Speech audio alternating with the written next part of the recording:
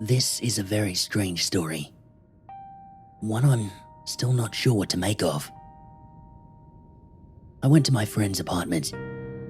This was many years ago, but I still remember this day very clearly. While I was eating and drinking, I felt like I wanted to have a cigarette, but smoking was prohibited in my friend's apartment. My friend tells me that we can go up to the rooftop. Sometimes people go up there to have a smoke. So, up we went. It feels good. The weather is fine because it's summer at this time. This was around 1 o'clock in the morning.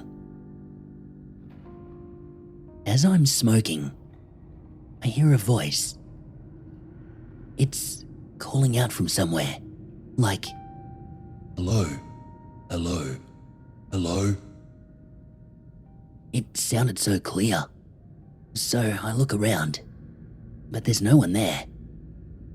But I can clearly hear a voice saying, Hey, hello. After a little while of this, another noise joins this.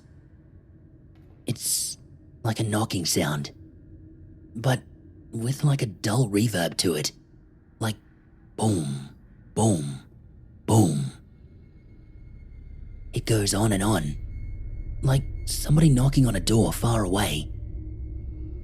What is this noise? I began to focus in on the source, trying to identify where it's coming from. Now, I can clearly hear. It's coming from inside the water tank, the one right near me. Okay, this already frightened me, as it should be impossible to be hearing voices and movements from inside there. I can also see from the indicator that the tank is very full. This is dangerous now. Whatever, or whoever is in there, should not even be alive anymore. But they're calling to me. The thing is, I need to walk right back past that tank to get back inside the apartment building. Again. Hey, hello. Boom, boom. These noises continue. The knocking is getting faster also, more frantic. Slowly, I approached the water tank. I was convinced that there was something in there. It's still calling out from the inside, hitting the tank with tremendous force. What frightens me is, it's not like a call for help. There's no fear or panic in the voice. Just pure malice. When I was right alongside of that water tank, it screams at me and smashes on the tank with all its might. I quickly run down the stairs and open the door. As I'm running down and into the hall, an old man appears, maybe 70 years of age at a guess. He's just staring at me, and he says to me quietly, "Don't go up there at night. It will kill you."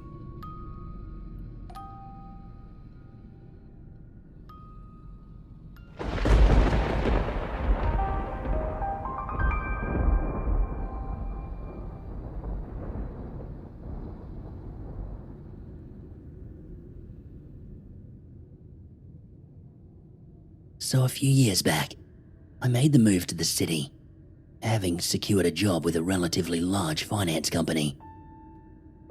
The transition was exhilarating. Having grown up in the rural regions of Japan, this would be my first time living in the city. I was offered an apartment owned by the company. My weekly rent would be taken from my wage, and I was very happy with this. This way, everything was always taken care of. I wouldn't need to worry about a thing. The initial year of my new life was promising. Work was not overwhelming, and everything felt fresh, exciting. The second year, while busier, remained fairly normal. The job kept me occupied, but it was fulfilling, even though the novelty had somewhat worn off by then. The third year, however, my life began to turn gloomy. The workload in my department skyrocketed. The shift in my work commitments meant I was spending more and more hours at my desk. Even when I managed to get home, it would only be to sleep or to quickly change my clothes. Eventually, my living space began to reflect this, becoming extremely dirty, untidy. Even the bed was often completely covered in loose items. I would just push it all aside, try to find a small space to sleep in. I realized this was very unhealthy. Looking back, I know I should have acted sooner to get my life and my living space in order. But at the time, I was just so caught up in proving myself at work. It seemed like nothing else mattered. At some point in time, exactly when I struggle to recall, the company entered a break.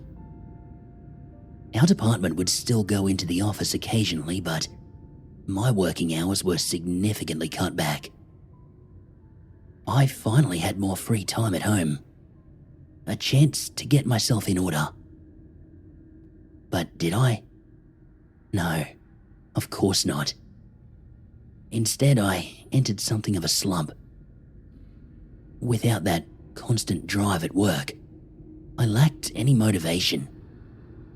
I would lay around in my dirty apartment, staring at the four walls, until such a time as I would be needed at the office. My days crawled along and blurred seamlessly into the nights. The filth around me continued to pile up. This vicious cycle drove me crazy. I would often have a great deal of trouble actually getting to sleep at night. I would lay awake, just browsing on my phone or playing games. And it was on one of these sleepless nights that I first noticed it. From the furthest corners of my vision, almost imperceptibly at first, it traversed my room. I was initially terrified. What I was looking at lacked any definitive shape, morphing between amorphous states like clouds or haze. It exhibited colors ranging from black to grey, purple, red, and everything in between. Then, just as suddenly, it was gone. This thing continued to appear to me over the next few weeks, and each night, things would progress. Eventually, it began to take on a more humanoid form. I did not have a clue what this thing was, but for some reason, I began to call it Nanika. It is very strange to think back on this. I know I should have been terrified, witnessing something so unexplained in nature. Don't get me wrong, I was scared, but because it had appeared so gradually, I somehow learned to sit with the fear, regardless of how real this had become.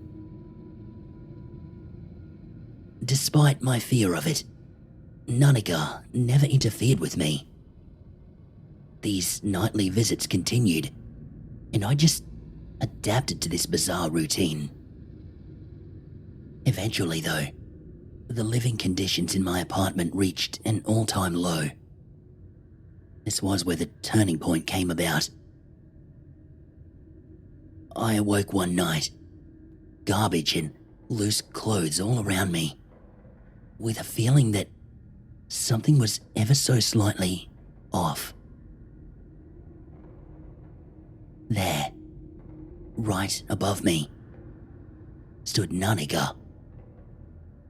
But something was terribly wrong. Its face was so close to mine, stretched unnaturally from the point of its shoulders. It had an awful scowl on its face, the sheer hatred radiating off this thing. It was paralyzing. I mean that quite literally. I could not move. I could only stare up at this horrible face. And when I say stare up, yes, I mean straight up. There stood Naniga, standing on the ceiling, her toes clinging to the fan. I recall being in a state similar to sleep paralysis. It was not that I physically couldn't move. It's that the fear was keeping me from doing so. I just lay there, staring up at this. As I did so, the strangest thing began to happen. This thing's mouth began to move. Open, close, open, close, almost rhythmically. Something about this did not feel right at all.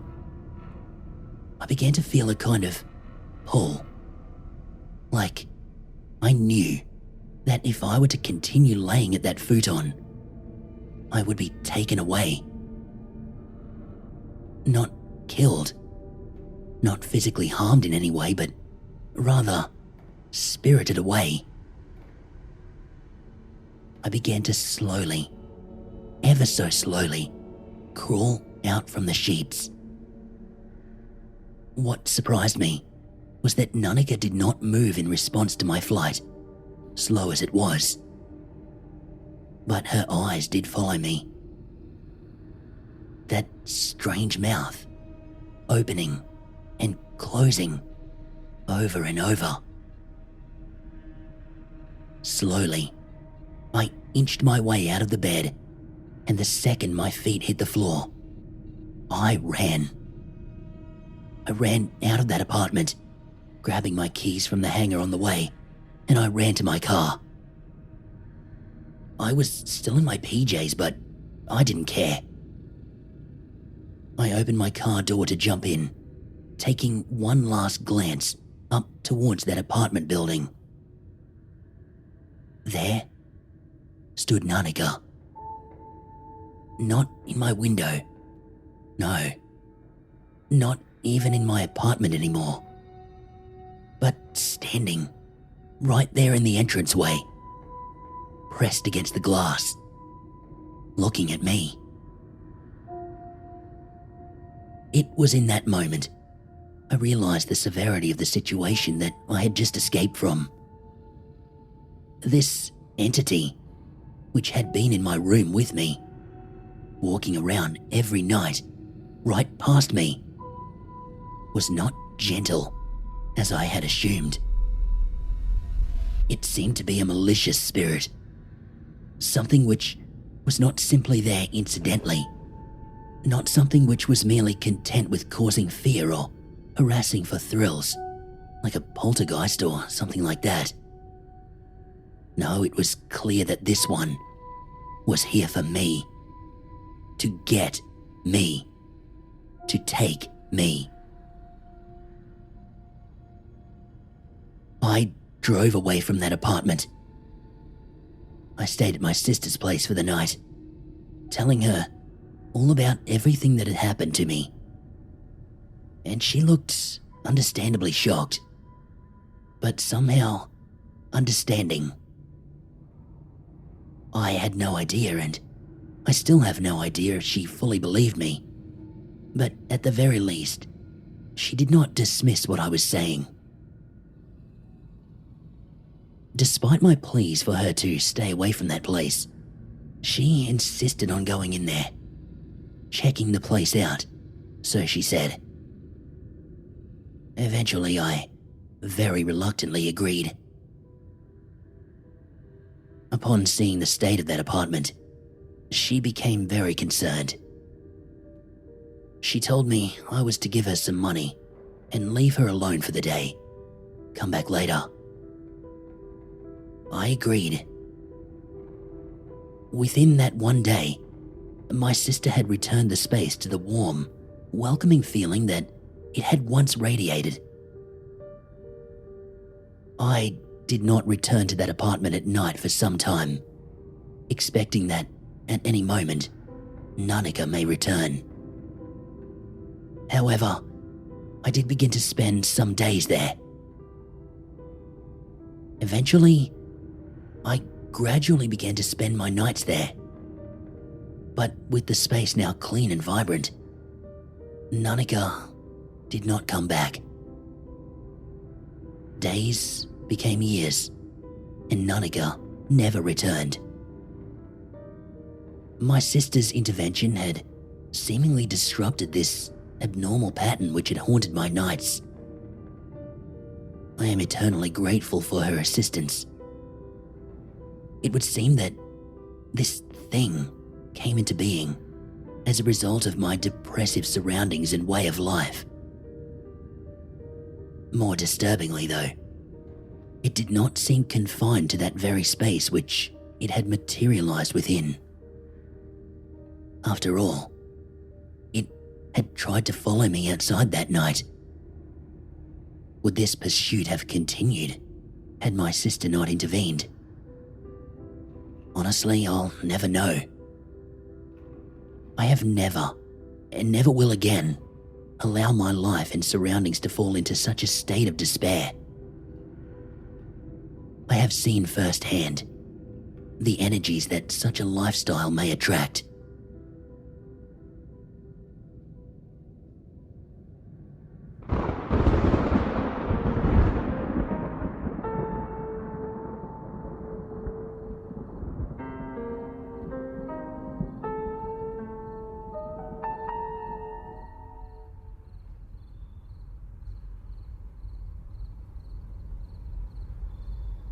During my later high school days, I suffered greatly from anxiety and depression. I was something of a high achiever in high school, so my days were packed, and night times were the seldom hours of the day that I would have to myself to relax.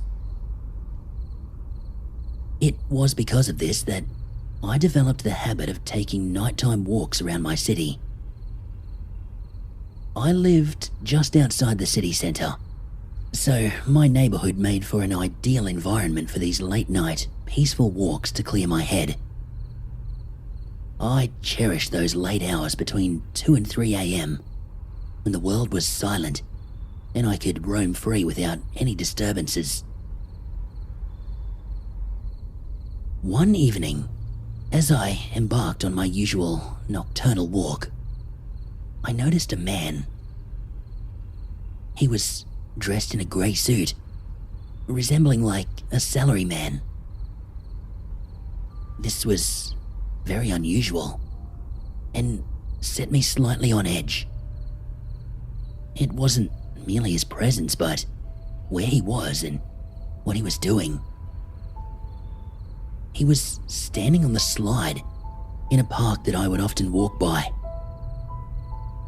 As I approached, he had his gaze fixed on me. His expression was unreadable from my distance. Initially put off by this, I somewhat brushed it off. It wasn't uncommon for businessmen to be stumbling their way home after a night of drinking at this time. I all but forgot about it, and I continued on my walk. I strolled down and around a few blocks before circling back around to come home, around half an hour later. Heading back up the hill towards my house, I found myself in front of that same park again. To my surprise, that man was still standing on the slide, seemingly unchanged since the last time I passed by, over half an hour earlier. I felt a chill as I slowly approached the park, step by step. I considered turning back, going another way, but I was already practically adjacent to him by now. And I noticed something. He was staring, almost intently at me. His face was weird. It wasn't quite a scowl, but it was not a smile either. It was like his nose, upper lip, and eyebrows were just kind of forcibly contorted upwards. Something about him staring at me like that, it told me that I should just stay on my path, not make any sudden movements, just continue on. I was almost past the park when suddenly he dropped down from the slide. This startled me, and I kind of stumbled where I was. But in that moment, whether he mistook my stumbling as flight, or if this was going to happen regardless, he broke into a sprint, and so did I. It was the sound of rapid footsteps closing in behind me that initially caused me to look back. I wish I didn't. I wish I had just kept running, oblivious to what was going on. As I looked back, this man was chasing me. But what I was looking at was so very wrong. He was arched backwards, diagonally, still with that strange expression on his face. Despite his posture, he was moving at immense speed. I sprinted, faster than I ever had before. But still, even in that insane posture, he was managing to keep pace with me. No human being should be able to do this. This is not human. I decided to round a corner, and thankfully, as I did, that man also turned in the opposite direction and ran off down an alleyway. His body was arching backwards, tipping from side to side. I will never forget that face, never once changing, as he chased after me before he disappeared into the night.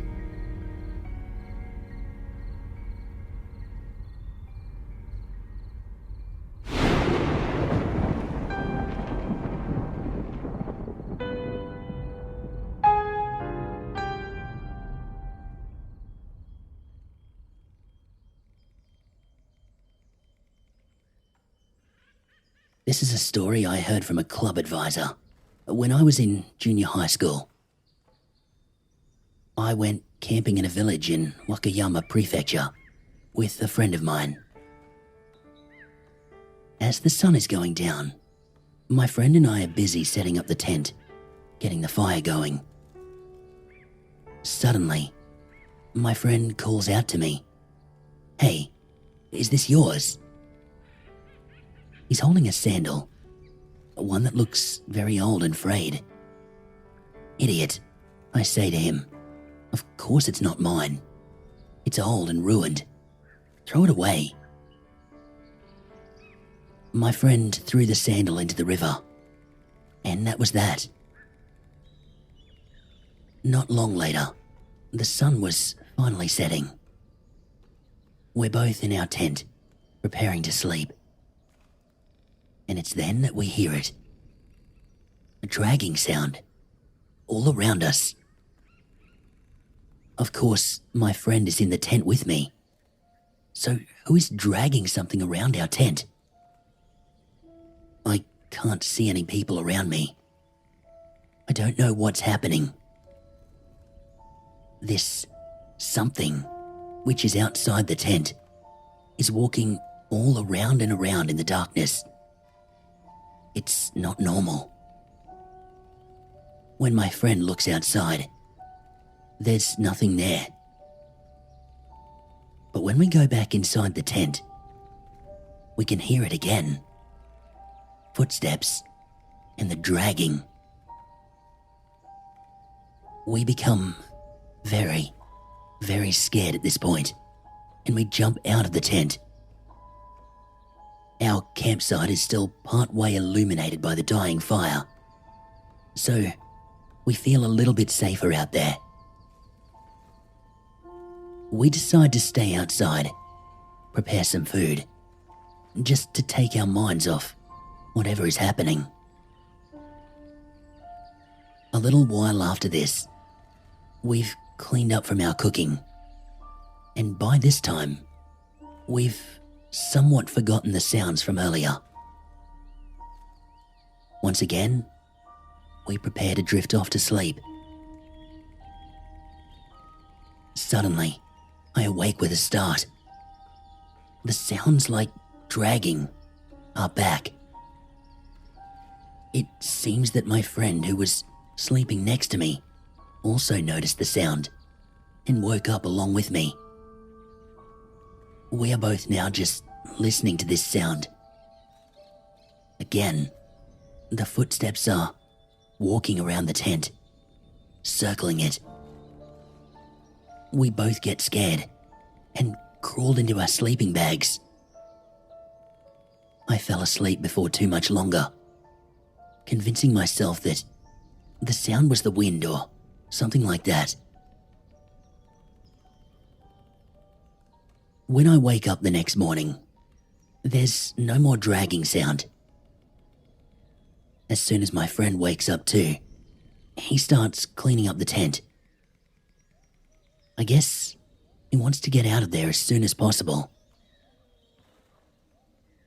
During our cleanup, we noticed that there is a crowd of people under the bridge, just across the river.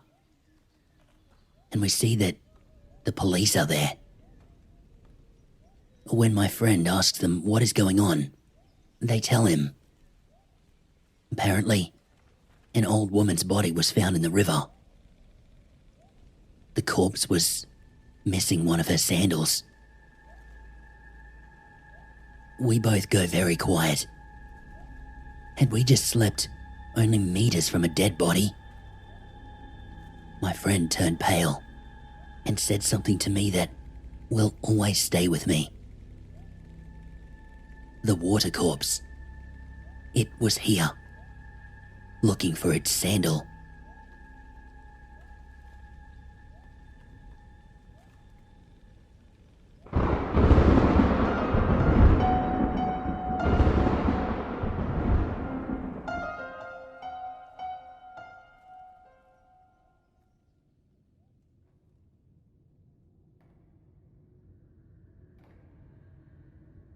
I went to university in Sapporo, up in Hokkaido, and I'd like to tell you about something rather unusual that I first witnessed during my college years. Recent events have brought this to the forefront of my mind once again, and I feel compelled to share this story here. Me and my group of friends would often frequent this quiet little bar near my college dorm. We enjoyed meeting here for the peace and quiet, as it was located outside of the city centre, down a barely used laneway. We would often stay here until the early hours of the morning, just unwinding from a long week of studies. It was on one of these regular end-of-week meetups that we saw it for the first time. It was maybe 6 p.m. when my friend gently taps me on the shoulder. He points to the other side of the building, to a window high up on the wall. There is a figure peeking into the store from outside the window. It looks like a young woman. She stands there, just staring in at us for minutes on end. And at this point, We're beginning to grow quite uncomfortable. We are the only people in the bar. It's weird that she's staring right at us. "Excuse me, miss," my friend calls to her. "Are you looking for someone?" She just stands there, peeking inside. We didn't care too much at first, content to just turn away and ignore her. But she does not move, even after 10 minutes or so. It's then that my friend and I decide to approach the bartender, ask him what this is all about. Perhaps this woman is just lost. She can't be allowed to just stand there and stare at people though. It's making us very uncomfortable. We go to the bar, and we inform the bartender as to what's happening. But we notice that he is already staring in that direction, an uneasy look in his eyes. "Yes, I am aware of it," the bartender says to us. "It's weird, isn't it?" my friend says. "Maybe you can just ask her to leave." The bartender turned back to us, and he very pointedly says, "Maybe it's best not to look at that." We were very stunned, but we returned to our table, simply turning away from the window and minding our business. We remained very aware of this woman though, who continued to just stand there, right at the edge of our vision. Then, suddenly, she moved. Not like a walking motion though, more like a sliding movement. Normally, when humans move, their shoulders will move. Hers did not. From that point on, we didn't see that woman anymore. She did not pass by any other windows. Nothing. Just gone. We simply sat there in stunned silence before one of my friends said, "That was not a thing of this world." Many years passed. My friends and I were still living and working in Sapporo. We wanted to catch up and relive old times. We went back to that restaurant together one Sunday evening.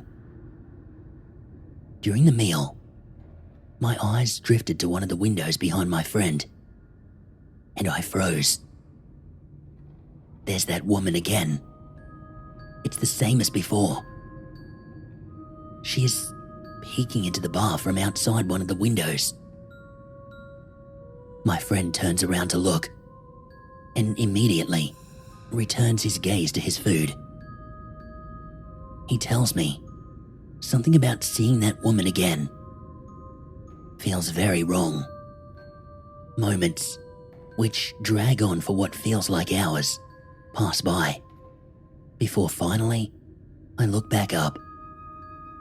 "It's gone," I say to my friend, who simply nods to me, refusing to turn around to confirm. It's been more than 10 years since I first saw it, yet it did not look any different than it did the first time. Both the physical appearance and the expression on her face as she peeped into that window. It is exactly the same. She's not aged. She's not changed. The clothing is the same. That stance is the same. And the way it moves, almost like floating. No movements as she walks. It was when we left the restaurant though, and what we see next, that really gave me chills. When we left the restaurant and looked up to the window where we first saw the woman peeking in, it is far above our heads. It's not a place where any human should be able to stand upright and look in. You would need to be over 8 feet tall to look in through that window.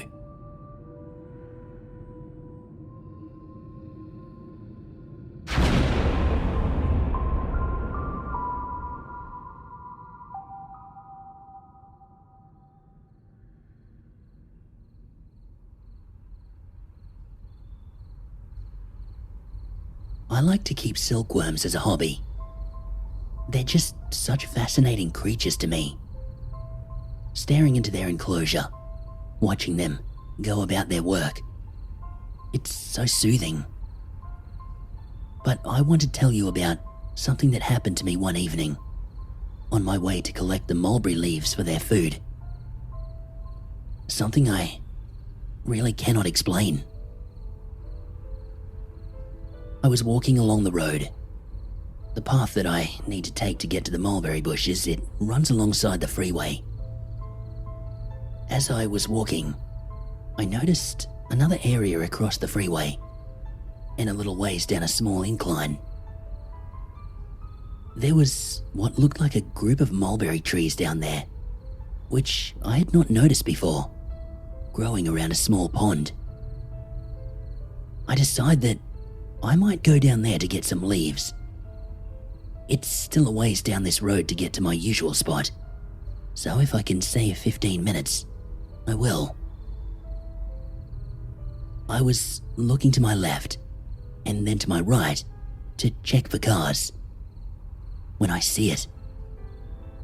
At a great speed, coming down the road on the left, a person is running towards me, right at the edge of the lane. I didn't know what to think. This was a freeway. It did not make sense. Why is this person running down this road? How is he moving so very fast? As he passes me by, he extends his arm, reaching for me. I pull back. I'm thinking, maybe he's trying to pull me into the traffic. This entire scene only gets more bizarre as I continue to watch him. He is veering off the road. He runs down the hill and he dives headfirst into that pond by the side of the road. I wasn't so scared anymore, but just laughing, as I guess this is just a crazy person. I continue walking to the mulberry trees, past that pond where that person just jumped into. As I'm walking, I begin to feel a bit uneasy now. It seems that this man has still not come up from under the water. That's not normal. He must have been down there a couple of minutes by now. Unless he somehow got out while I was crossing the road, but I didn't think so. Right as I'm passing by the pond, his arm extends again from beneath the black pond water. It is reaching for me. I don't understand this. I forget all about gathering any leaves. I turn and I run very fast back home. Perhaps you're reading this and you think that's not very scary. It's just a crazy guy. You can just go around him. But you don't understand. What truly scared me, when his arm grabbed for me, it stretched out from that pond for at least 2 meters.